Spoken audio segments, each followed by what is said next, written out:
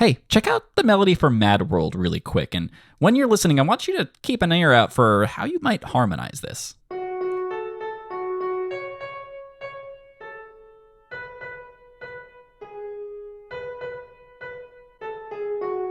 What's up? I'm Avi. Welcome back to May Melody Madness, where I'm celebrating the release of my first online course, the Just Right Music Melody Mastery Mini Course.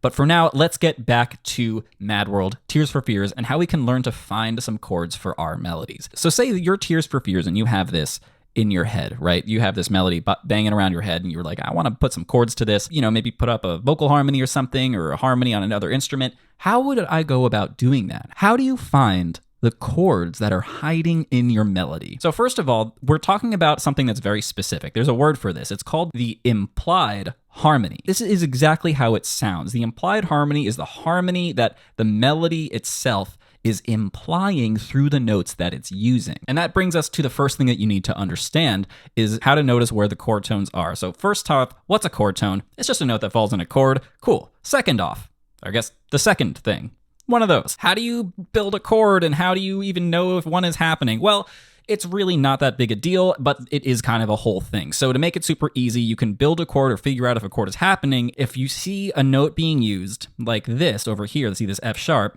and then you see the note not next to it, but the note after that being used. It's kind of an every other note type of situation. We're skipping that note in the middle, the G, F sharp, G, A. If you see that happening, space, a space, then you see we have another space. If we put that together, well, you just heard it. Oh, we need the C sharp. You hear that now? We have an F sharp minor right there. So the spaces jumping on the staff here from a space to a space or a line to a line is a good little indication that there might be some type of chord there that we can use to either accompany this melody or use it as a harmony. Full major and minor chords are built up of something called triads, and all that means is there's 3 notes in there. And our job here, dealing with the implied harmony, is to figure out which of those triads are used or could be used or are best used. And so we have our F sharp here, skipping up to this next space, an A. By the time we jump up here, we're on this C sharp. If we're sticking with the F sharp minor, that would be the 5th of the C sharp, F sharp, A, C sharp is how you spell the F sharp minor triad. And we're just chilling on that C till we're going back to the A, which would be the 3rd. So we could really just throw an F sharp minor chord underneath this and it would sound great. Let's just make this voice 2, make it easy on ourselves. Make this a whole note.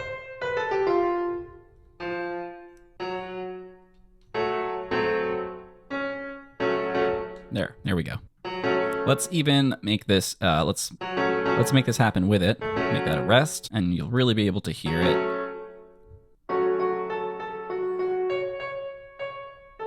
Okay, so what about this 3rd bar? There's very clearly a change happening here. Hanging on this B, going down to this G sharp. What can that be? Well, it can be an E major, E, G sharp, B. It could be a G sharp minor, G sharp, B natural, and then we would need a D sharp. We don't see any other D sharps over here, but that doesn't mean it can't be there. So this could totally just be a G sharp diminished going to a 2, but it's, I think, more likely the flat 7, the E major here, going down to this, which is just our straight resolution back down to F sharp. And that right there really solidifies the F sharp minor. For me, it really feels like we're just going to a 3-2-1 type of thing over there. And then we have the whole thing just continues and it looks exactly the same.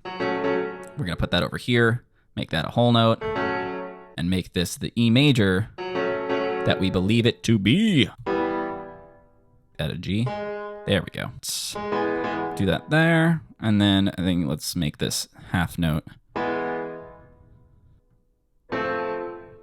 Got to bring all these back in. There we go. Take that. Move it there. Really kind of offset that resolution. And then this kind of creates a nice little elision for the next bar, which is still in that F sharp minor.